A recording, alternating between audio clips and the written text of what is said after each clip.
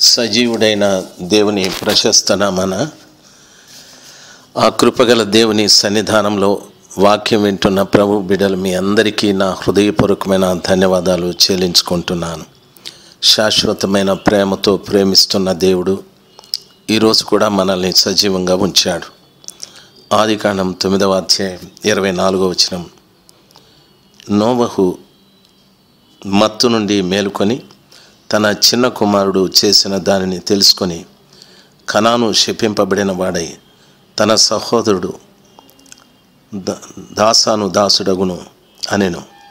మరియు అతడు షేము దేవుడైన యెహోవా స్తుతింపబడును గాక, కనాను అతనికి దాసుడగును. దేవుడు యాపేతును విశాలపరచును, అతడు షేము గుడారంలో నివసించును, అతనికి కనాను దాసుడగును అనెను. ఆ జలప్రవాహము గతించిన తరువాత నోవహు 350 ఏండ్లు బ్రతికి, నోవహు బ్రతికిన దినములన్నీ 950 ఏండ్లు. అప్పుడు అతడు మృతి పొందెను. ప్రియులరా, గమనించాలి, హాము చేసిన తప్పితానికి అతని కుమారుడైన కనాను శపించబడ్డాడు. ఈ వాక్యంలో మనం గమనించినట్లయితే శాపము అనేది మనకు కనిపిస్తుంది. రెండవ పర్యాయముగా దేవుని గ్రంథంలో శాపము కనిపించాది. మొదట ఆదాము చేసిన దాన్ని బట్టి వారు శపించబడ్డారు. ఇక్కడ హాము చేసిన తప్పితాన్ని బట్టి నోవహు అతని కుమారుని దాసుడవుతాడని శపించాడు. ప్రియులారా, దేవుని వాక్యంలో చెప్పబడిన రీతిగా శాపం అనేది ఉందా అని అడిగితే ఖచ్చితంగా శాపం అనేది ఉంది. ఒకడు తనకు తాను తెచ్చుకున్నటువంటి శాపం, తనంతట తాను తెచ్చుకున్న శాపం. అదేమిటంటే ఆదాము దేవుని యొక్క ఆజ్ఞను మీరి తాను తెచ్చుకున్నటువంటి శాపం. శాపం ఎంత భయంకరమైనదో మీరు ఆలోచించాలి. ఒకటి, ఆ శాపములో ఉన్న వాళ్ళందరూ కూడా శపించబడ్డారు. సర్పము కడుపుతో ప్రాకుతూ మట్టి తింటావని శపించబడ్డది. స్త్రీ, నీవు గర్భం ధరించినప్పుడు ప్రసవ వేదన పడి పిల్లల్ని కంటావు అని శపించబడ్డది. పురుషుడు, నువ్వు చెమట కాచి ఆహారాన్ని భుజిస్తావని చెప్పాడు. ఆ తర్వాత నేల కూడా శపించబడ్డది. ముళ్ళ పొదలు గచ్చ పొదలు మొలిచాయి. ఆ తర్వాత దేవుడు వారిని ఏదెనులో నుండి పంపేశాడు. దేవుణ్ణి పోగొట్టుకున్నారు. ఆ తర్వాత ఏదెనులో సౌఖ్యాన్ని పోగొట్టుకున్నారు. ఎన్ని నష్టాలు శాపం ద్వారా కలిగాయో చూడండి. తిరిగి ఒకవేళ ఆ జీవవృక్ష ఫలమును భుజిస్తాడేమోనని దేవుడు అక్కడ కాపును పెట్టాడు. ఎంత భయంకరమైన పరిస్థితి! ఒకసారి ఏదెనులో స్వేచ్ఛగా తిరిగి ఏదెనులో ఉన్న పండ్లన్నీ తిన్న ఆదాము హవ్వలు ఎంత దయనీయమైన పరిస్థితికి దిగజారిపోయారో. శాపంత భయంకరమైనది. ప్రియులారా, దేవుని ఆజ్ఞను వినకుండా తనంతట తాను తెచ్చుకున్నటువంటి శాపం ఇది. రెండవది, ఒక మనుషుడు ఇంకొక మనిషిని మనస్ఫూర్తిగా శపిస్తే ఖచ్చితంగా శాపం తగులుతుంది. ఎప్పుడు అంటే నోవహు తన కుమారుడైన హాము చేసిన తప్పితాన్ని బట్టి అతని కుమారుని శపించాడు, కనానును శపించాడు. అతడు మనస్ఫూర్తిగా శపించిన కారణాన ఆ శాపం వారికి తగిలాది. బైబిల్ చెప్తాది, యెహోవా స్తుతింపబడును గాక, కనాను అతనికి దాసుడవును గాక అని చెప్పాడు. అంటే షేముకు దాసుడవుతాడు అని. షేము గుడారంలో అతనికి కనాను దాసుడగును అని చెప్పాడు. అంటే తన సహోదరులకు తన పిల్లలు దాసులవుతారని. కొన్ని కుటుంబాల్లో చూడండి, కొంతమంది ఒక 2-3 పిల్లలు ఉంటే ఒకరు ఇద్దరు బాగుంటారు, ఇంకొకడు చెడిపోతూ ఉంటాడు. శాపం. దేవుని సన్నిధానంలో ఆయన బిడ్డలుగా మీకు చెప్పుకుంటున్న నా మనవి, శాపం చాలా భయంకరమైనది. నోవహుకు కలిగినటువంటి ఆ అవమానాన్ని బట్టి అతడు మనస్ఫూర్తిగా తన కుమారుడైన హాము అతని కుమారుడైన కనాను శపించాడు. ఆ రీతిగా ఆ శాపం తండ్రి మీద నుండి పిల్లల మీదకి అట్లా వ్యాపించాది. దైవ జనాంగమా, దయచేసి దేవుని సన్నిధానంలో దేవుని వాక్యాన్ని వింటున్న బిడ్డలు ఎప్పుడు కూడా ఎవరిని అవమానపరచకూడదు, ఎవరిని కూడా పరిహసించకూడదు. సొంత తండ్రినైనా ఎన్నో పర్యాలు పిల్లలు తమ సొంత తండ్రుల మీద తిరుగుబాటు చేస్తారు, కొడతారు కూడా, తిడతారు కూడా. ప్రియులరై, ఎంతోమంది తల్లిదండ్రులు పోషించి పెద్ద చేసిన ఆ తండ్రిని తల్లిని హింసిస్తారు.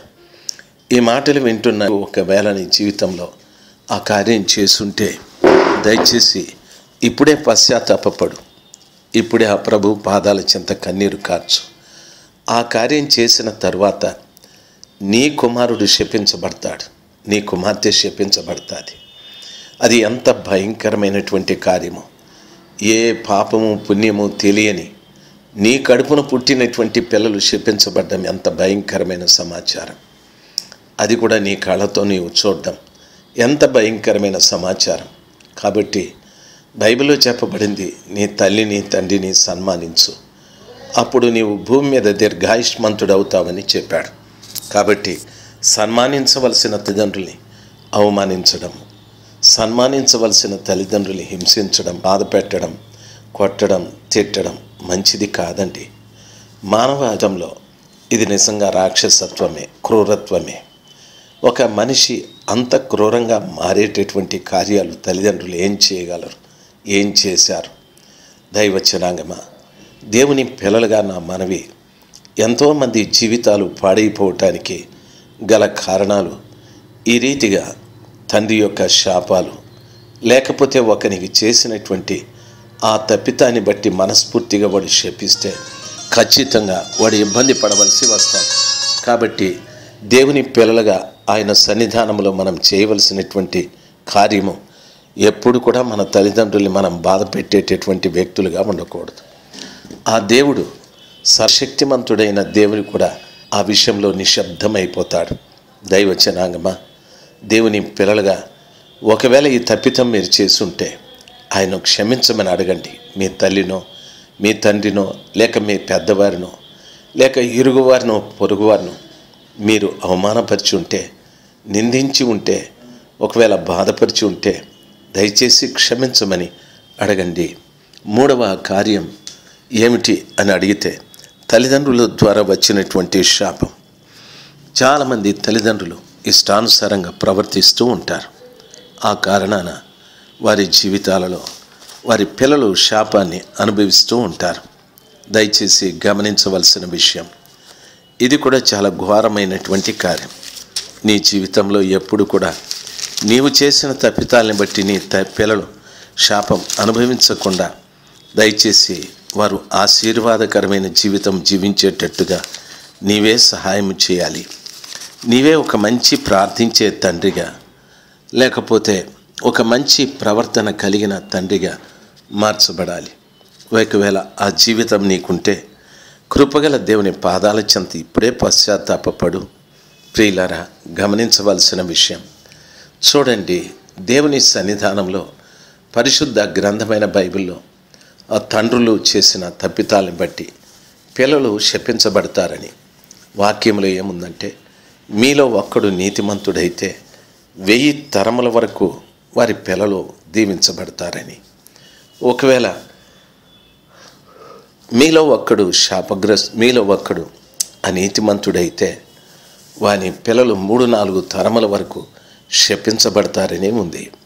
తరము అంటే 40 సంవత్సరాలు, 3-4 తరాలంటే 120-160 సంవత్సరాలు. ఇంత అవసరమా చెప్పండి? ఓ తండ్రి, తండ్రిగా నీవు, ఓ తల్లిగా నీవు నీ పిల్లలకు ఆశీర్వాదంగా నిలబడు. దేవుని సన్నిధానంలో ఈ మాటలు వింటున్నప్పుడు దయచేసి నిర్లక్ష్యం చేయకండి. దేవుని బిడ్డలుగా ఆయన పాదాల చెంత మొరపెట్టి, ప్రభా, నేను నీతిమంతురాలుగా జీవిస్తాను, నా బిడ్డలు 1000 తరాల వరకు ఆశీర్వదించబడాలని ప్రభు దగ్గర మొరపెట్టు.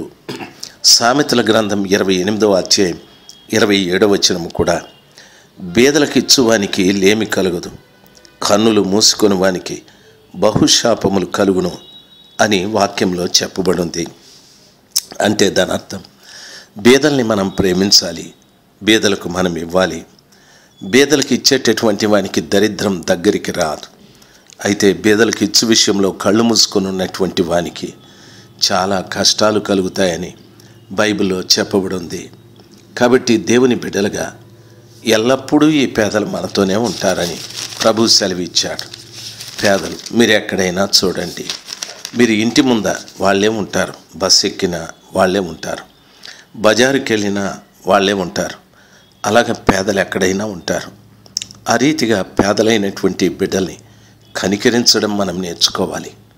అంతేగాని వారిని ఏమాత్రం కూడా తిరస్కరించకూడదు.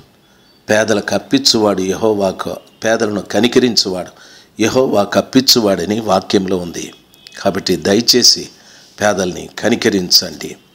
ప్రియులారా, సామెతలు 3వ అధ్యాయం 33వ వచనంలో చదువుకుంటే, భక్తిహీనుల ఇంటి మీదికి యెహోవా శాపం వచ్చును, నీతిమంతుల నివాస స్థలమును ఆయన ఆశీర్వదించును అనని.